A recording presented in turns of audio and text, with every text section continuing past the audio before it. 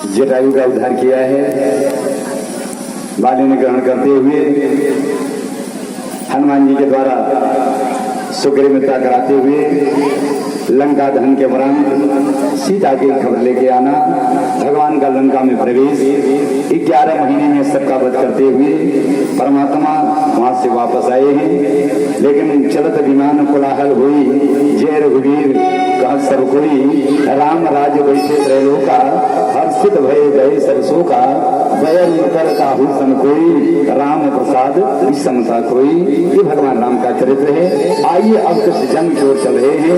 हमारे सुखदेव जी मंच पर विराजमान परीक्षित ने पूछा कि भगवान का अवतार कब होता है? यदा यदा ही धर्मस्य ग्लानिर्भवति भारत अभ्युत्थानं धर्मस्य तदात्मानं सृजाम्यहम्। वो स्वामी जी से पूछा गया कि भगवान का अवतार कब होता है?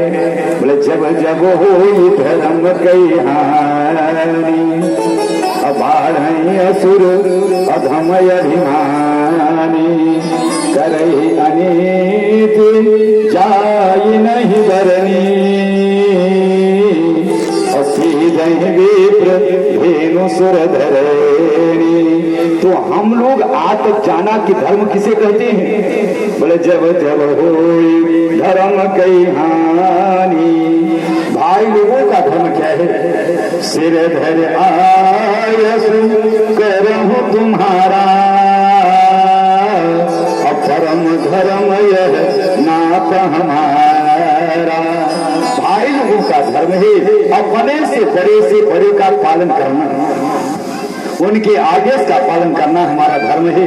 अहिंसा परमो धर्म, धर्म न दूजा सत्य समाना, आगम निगम पुराण बखाना। सत्य बोलना हमारा धर्म है, बड़ों का सम्मान करना हमारा धर्म है, आदर करना हमारा धर्म है। और तो और धार्यते इति धर्म, भगवान का भजन करना हमारा धर्म है। तो सुखदेव जी से परीक्षित ने पूछा कि नारियों का क्या धर्म है? आखिर में नारी लोग का धर्म की धज्जी क्यों उड़ाती है? तो नारियों का धर्म राम जी बता रहे हैं, सीता से बता रहे हैं। सीते बोले सादर सासुर ससुर पद पूजा, अधिक धर्म नहीं दूजा। बोले आय सुमोर सासु सेवकाई, और सब विधि भामिनी भवन भलाई। लेकिन जब संसार में धर्म को धक्का दिया जाता है तब परमात्मा के आगमन देने लगने वाली नहीं है। आज वो कंस जो है तांडव मचाया है, हर जगह आग लगा रहा है, हर जगह आज यज्ञ में आग का स्मरण करा रहा है, सारे देवता परेशान। लेकिन आज गौ गाय हुई है। गाय बनने के बाद ब्रह्मा जी के पास गए, ब्रह्मा मैं जा रही हूँ, इदम स्थानम परित्यज्य विदेशम गम्यते मैं। तब ब्रह्मा जी कृष्ण भगवान के पास गए कि गौ तो जा रही है। कृष्ण भगवान ने कहा ब्रह्मा जाके गौ को रोको, मैं आ रहा हूँ। बोले कहाँ? वसुदेव गृहे साक्षात भगवान पुरुष पर जनिष्यते प्रक्रियार्थम संभ्रमांतु सुरत्रिय। भगवान आकाशवाणी लगाए हैं कि सारे देवी और देवता ब्रजमंडल में गौ गोपी और बाल बन के चले, मैं आ रहा हूँ। बोले कहाँ? बोले वसुदेव गृहे साक्षात। अच्छा एक बात बताओ, कृष्ण भगवान वसुदेव के घर में जन्म लिए हैं। आप लोग भागवत कथा कितनी बार सुन चुके हैं? कृष्ण भगवान कंस के मथुरा में जेल के अंदर जन्म लिए हैं, लेकिन ये भगवान की स्वयं वाणी है, पद्मनाम की स्वयं वाणी है, ये व्योम वाणी है, आकाश वाणी है। भगवान क्या कर रहे हैं कि वसुदेव गृहे साक्षात भगवान पुरुष पर जनिष्यते तत्प्रियार्थम संभवांतु सुरत्रिय। मैं आ रहा हूँ वसुदेव के घर में किसी ने कहा कृष्ण भगवान का जन्म वसुदेव के घर में हुआ ही नहीं। बोले कहाँ हुआ है? जेल में हुआ है। तो घर किसे कहा जाता है? रामचरितमानस में राम भी आकाशवाणी किए हैं। बोले क्या किए हैं? बोले जिनके गृह अवतरी हम आई और श्री रघुवीर हम चारों भाई। इसका मतलब परमात्मा घर में आता है। रामचरितमानस में राम जी कह रहे हैं कि मैं घर में आ रहा हूँ, और भागवत में कृष्ण भगवान कह रहे हैं कि वसुदेव के घर आ रहा हूँ। तो वास्तव में घर किसे कहा जाता है? मिश्रा जी, ना गृहम गृहमत्याहु गृहिणीम गृहम उच्यते। घर को घर नहीं कहा जाता, ईंट पत्थर से बने हुए मकान को मकान नहीं कहा जाता, घर नहीं कहा जाता, घरवाली को घर कहा जाता है। आपकी घरवाली कितनी सुशीला है, आपकी घरवाली कितनी मीठी बोल वाली है, आपकी घरवाली कितनी पतिव्रता नारी है। अगर ऐसी नारी है तो ऐसे नारी की गोदी में एक न एक दिन भगवान जरूर आएंगे, जरूर आएंगे। मैं आ रहा हूँ। इतना करने के बाद आकाशवाणी चल रही है, लेकिन आकाशवाणी चलने के बाद आज एक मथुरा का राजा है उग्रसेन।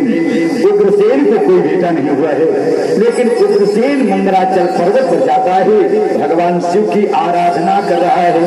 ओम नमः शिवाय, हरि ओम नमः शिवाय, ओम नमः शिवाय, हरि ओम नमः शिवाय।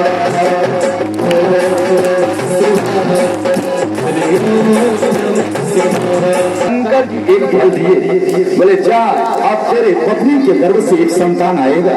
लेकिन लंबे अंतराल के गर्भ की अनुभूति होने के बाद उग्रसेन की पत्नी मायके चली गई। ध्यान देना, मातृशक्ति से निवेदन है, उनसे एक भीख मांग रहा हूँ कि 9 महीने गर्भवास के समय तक आज के उदर पर किसी पर पुरुष की दृष्टि न पड़े। अगर सामने वाले की दृष्टि पड़ी तो उसका ठीक नेचर वो बेटा अंदर उतार लेगा। इसीलिए माताओं से नियम है कि अपने उदर को हमेशा ढक के रखें, किसी भी पुरुष की दृष्टि नहीं पड़नी चाहिए। लंबे अंतराल के बाद गर्भ आने के बाद मायके गई है। मायके में जंगल विहार के लिए गई सखियों के साथ में। जंगल में एक द्रुमिल नाम का राक्षस रहता था। उस राक्षस की दृष्टि उसके पेट पर पड़ गई। कालांतर में एक ऐसा निर्मम बेटा पैदा हुआ जिसका नाम कंस रखा गया। कंस किसे कहते हैं? जो अपने पिता को कस के बांधे, जो अपने पिता से लड़ाई करे, जो अपने पिता की धज्जियां उड़ाए, जो अपने पिता की बात न माने, वो जान लेना तो क्या है, वही कंस है। और आजकल कंस की कमी नहीं है।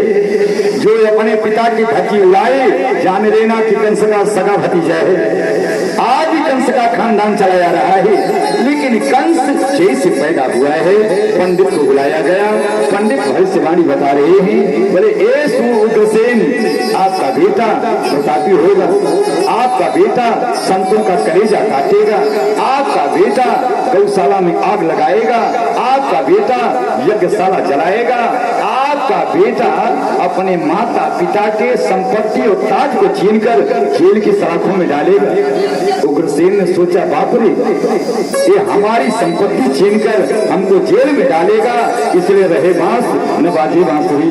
उग्रसेन उस बालक को लते पत्रे में लपेटा और जमुना में बहा दिया। बहते बहते जमुना के किनारे लगाए हैं। लेकिन वसुदेव के पिता सूरसेन धर्मात्मा लेकर आए हैं, घर में पालन किए हैं। 5 साल का हुआ, नारद जी चले गए। नारद जी ने कहा, एक कंस, तेरे पिता का क्या नाम है? कंस ने कहा, नारद यही पूछना बाकी है? नहीं, तू तो कहीं से आया है ना, कहीं से पकड़ के लाया गया है। तेरे वास्तविक पिता का नाम? नारद आपको ही बता दूं? बताऊं? बोले तेरे वास्तविक पिता का नाम उग्रसेन है। तुमको मारने की इच्छा से जमुना में प्रवाहित किए, तू बच गया, वसुदेव के घर आए, वहीं से कंस निकला और अपने पिता उग्रसेन की ताज को छीना और जेल की सलाखों में डाल दिया। जेल की सलाखों में डालने के बाद आज सूरसेन को भी जेल में डाला, लेकिन आज उसकी एक चचेरी बहन है देवकी, जिसके नाम के आदि मध्य अंत में 10 शब्द लगा हो, उसको एक न एक दिन भगवान की कृपा मिलेगी। नाम के चाहे पहले, चाहे बीच में, चाहे अंत में कौन सा नाम लगा रहे, the Uddhav, the Devaki, the Vasudev, the Yashoda, the Nand, the इसके बाद आज कितने आपको गिनाऊं कि 10 शब्द जिसके नाम में है उसमें जरूर भगवान की कृपा मिलेगी। लेकिन पूरे आज ब्रजमंडल में, मथुरा मंडल में एक लहर फैली कि देवकी सयानी हो गई है। लेकिन देवकी के पिता को कंस जेल की सलाखों में डाला। अगर देवकी का पिता होता तो समय से मन में सिंदूर पड़ गया होता। जब एक कंस को पता लगा तो कंस ने सोचा कि अगले पंचवर्षीय योजना में पब्लिक हमको हरा देगी, इसलिए देवकी की शादी धूमधाम से कराऊंगा। देवकी की शादी धूमधाम से रचाया है, शादी हुई है। शादी होने के बाद विदाई का समय आया है। जब उसको विदाई का समय आया है तो आज कंस अपनी चचेरी बहन को पालकी में बैठाने के लिए जा रहा है। लेकिन इतनी निर्दयता से कही कि आज देवकी रोई है कि मेरी माँ होती, मेरे पिता होते तो गोदी में बैठा कर मेरी माँ आज पालकी में जरूर बैठाने आती। लेकिन इतनी बदनसीब है कि जेल की सलाखों के अंदर मेरे माँ और मेरे पिता बन रहे। जब इतनी तन्मयता से देवकी आंख से आंसू गिराई तब कंस से नहीं रहा गया। कंस दौड़ा है और अपनी बहन को गले से लगाया है। लगाने के बाद इतना आंसू गिराया है, बहन बोले कैसे करेला विदाई बहना भीगे अखियां, ए बहन बोले कैसे या समुझाई बहना भीगे अखियां, बहना भीगे अखियां। अपने गले से लगाकर देवकी को चिपका कर इतना रोया है, इतना कंस रोया है, देश में नाटक दिखा रहा है। अंत में कंस ने कहा, चौकीदार पालकी के कहार आप लोग हटो, अपने सिंहासन पे बैठाऊंगा। अपनी चचेरी बहन को सिंहासन पे बैठाकर ससुराल छोड़ने में जाऊंगा। तंग घोड़े का पकड़ा है, देवकी को सिंहासन दिया है, वसुदेव को बैठाया है और कंस चल दिया। और जैसे आधी दूरी रास्ता गया आकाशवाणी हो गई, अरे कंस बोले प्रगेहिणम कंसम आभास्याः शरीर वाक् अस्यास्ताम् अष्टमो गर्भो अंतायाम बहुसे बुधर। अरे कंस जिस चचेरी बहन को ससुराल छोड़ने जा रहा है, इसका आत्मा बाल तेरा बाल बनेगा, इसका आत्मा संतान तेरे प्राण की हत्या कर देगा। इतनी आकाशवाणी कंस सुना नहीं, घोड़े को रोका, तंग बांधा और रथ पर चढ़ा। देवकी के जहाँ मन के सिंदूर डाले गए, वसुदेव जी ने 7 बार जहाँ सिंदूर डाला है वहाँ के बाल को घुमा के परसीटा और घुमा के बाल को पकड़ के रथ के नीचे पटका और पटकने के बाद तलवार उठाया है, सीने पर डाल दिया। रहे बांस न बाजे बांसुरी, न रहेगी देवकी, न आएगा इसका आत्मा बाल और न मरेगा हमारा संनाद, हमारा प्राण। आज इसी को समाप्त कर दूंगा। लेकिन देवकी रो रही है, भैया मांग के सिंदूर भी समारे नहीं गए, ससुराल की देहरी में देखने का अवसर नहीं मिला। भैया हमने कोई अपराध किया है, भैया आपके साथ में हमको यह न्याय किया है, हमारे माँ और पिता को आप जेल में डाले हैं, भैया छोड़ दे, भैया हमको छोड़ दे, भैया हमको छोड़ दे। इतना बार बार कहने के बाद भी तलवार उठाए चला जा रहा है। वसुदेव जी आए हैं, बोले कंस ये तेरी बहन है, मैं तेरा बहनोई हूँ, इसको छोड़ दे। लेकिन जब वसुदेव जी ने कहा कि इसको छोड़ दे, तब वसुदेव के कंधे पर भी तलवार रख दिया, तुमको ही मारूंगा, इसको ही मारूंगा, दोनों को छोड़ने वाला नहीं। तब वसुदेव जी ने आवाज लगा दिया, कंस तेरी औकात है मारने की? बोले मृत्यु जन्मवतां वीरम देहेन सहजायते अद्यवाक सतान्ते वा मृत्यु प्राणिना धूम। एक कंस, माँ के गर्भ से जीव के जन्म लेने के पहले, ध्यान देना, इस जीव को जन्म के पहले माँ के गर्भ से जीव की मौत जन्म लेती है। मौत तेरे बस में। प्रयाग की धरती में हमारे आज वशिष्ठ जी भरत जी से कहे हैं, भरत, अरे सुनो भरत भाभी प्रबल, अपिलख कहे मुनिनाथ, हानि लाभ जीवन मरण और यश अपयश विधियात। वसुदेव जी ने कहा, कंस तुमको डर किससे है? देवकी से है, हमसे है? बोले ना, बोले इसके आत्म संतान से है। आज वसुदेव और देवकी अपने हाथ को उठाए हैं। बोले कंस जी हमारे हाथ में हथकड़ी लगा दे, हमारे पैर में डोरियां लगा दे और अपने जेल में डाल दे। अगर कहीं तेरे वंश से संतान पैदा होता गया तो तेरे हवाले करता जाऊंगा, तू मारते जाना, मारते जाना। हथकड़ी लगाकर जेल में डाल दिया। पहला संतान जेल में पैदा हुआ और जब पहला संतान जेल में पैदा हुआ तो वसुदेव जी लेकर कंस के सामने गए। कंस तेरे बहन का पहला संतान है, ले इसको मार दे, मैं वचन दिया हूं। कंस उस 1 घंटे के बालक को हाथ में लिया है। बालक लहूलहान, बालक रो रहा है, लेकिन कंस ने कहा, वसुदेव तेरे सत्यता पर मैं खुश हूँ, इस बालक को लेकर जा। बोले हमको पहले से डर नहीं, हमको आठवें से डर है, जाको पहुंचा मन चले, अरे मूर्ख अज्ञान ताको सते है आत्मा अने तुकुआन। वापस कभी वसुदेव जी लेके जेल आए, तब तक नारद जी पहुंच गए। नारद जी ने कहा, कंस मारा कि नहीं मारा? पहला बेटा मारा कि नहीं मारा? कंस ने कहा, नारद हमको पहले से डर नहीं है, हमको आठवें से डर है। अरे नादान, वो नटवर लाल है, वो समझ रहा है कि 8वें पे आऊंगा, मामा दौड़ने आएंगे मारने के लिए। हो सकता है वो पहले पे आ गया हो, 8वां भी पहला हो सकता है और पहला भी 8वां हो सकता है, वो पहले आ गया हो। कंस ने आदेश दिया, वसुदेव संतान को लेके हाजिर हूँ। पहला बेटा मार दिया, दूसरे बेटे की हत्या कर दिया, तीसरे संतान की हत्या कर दिया, चौथा बेटा मार दिया, 5वां बेटा मार दिया, 6 देवकी के संतान की हत्या कर दिया। लेकिन देवकी के गर्भ में 7वां संतान आया है।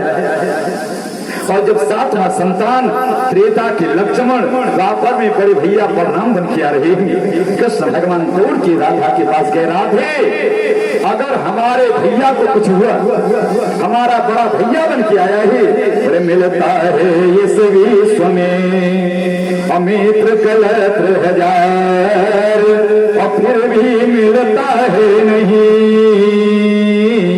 भैया बारंबार। राधा जी तू दुर्गा बन जा, और दुर्गा बनने के बाद जेल की सलाखों में जाना, 7वां गर्भ देवकी माँ का निकालना।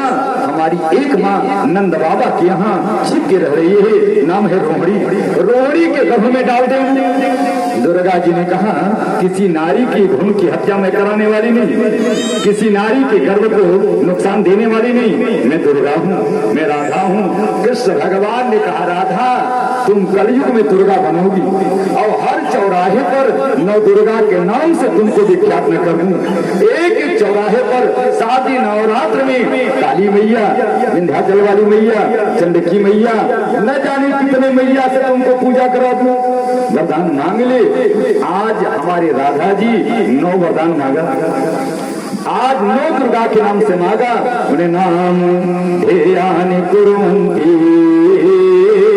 असानानि नरा भुवि दुर्गेति भद्रकाली च विजया वैष्णवीति च कुमुदा चंडिका कृष्णा माधवी कन्यकेति च माया नारायणी सानी शारदे अम्बिकेति च। शारदा मैया, मैहर वाली मैया, विंध्याचल वाली मैया, काड़े वाली मैया, न जाने कितना मैया के नाम से विख्यात कर दिया। तब दुर्गा जी चली हैं, सातवां गर्भ देवकी का जेल से निकाली है और रोहिणी के गर्भ में प्रत्यावर्तन कर दिया। कंस को पता लगा कि सातवां शत्रु अपने आप ही मर गया है, सातवां गर्भ का अपने आप ही नष्ट हो गया है। अब आठवें में कौन आने वाले हैं? आठवें में हमारे सरकार आने वाले हैं। हमारे कृष्ण भगवान का आगमन कल हुआ है, भादों का महीना है, कृष्ण पक्ष है, अष्टमी तिथि है, रोहिणी नक्षत्र है, हर्षण योग है, दिन मंगलवार है और रात्रि के कितने बजे? 12 बजे।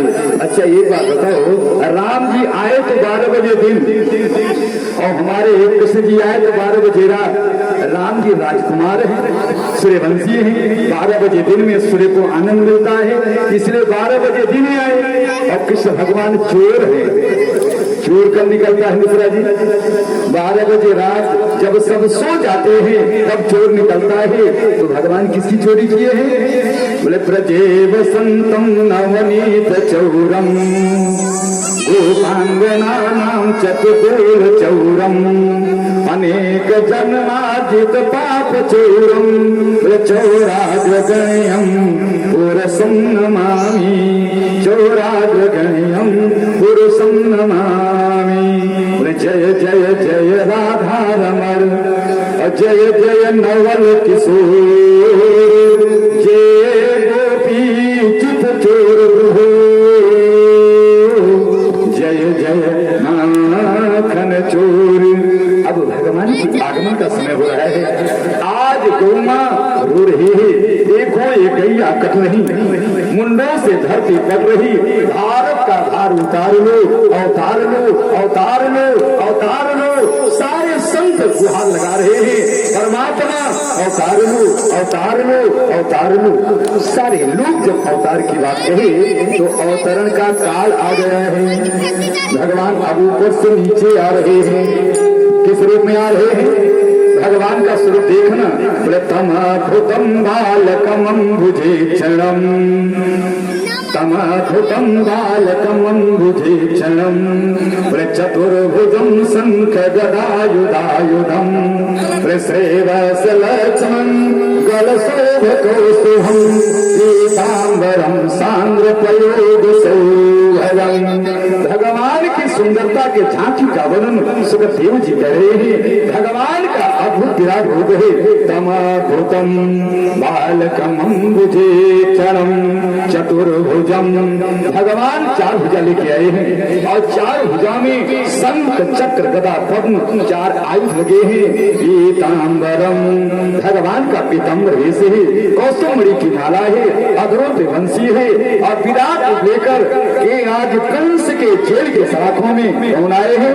बोलिए देवकी नंदन भगवान की, बोलिए नंदनंदन भगवान की, बोलिए सुदेवनंदन भगवान की, बोलिए बालकृष्ण भगवान की जय। कृष्ण भगवान की झांकी भी पंडित जी लेके आ रहे हैं और भगवान का प्राकट हुआ है, इसलिए थोड़ा सा उनके जन्मोत्सव का थोड़ा सा हम लोग आनंद मनावे। बोलिए सच्चिदानंद भगवान की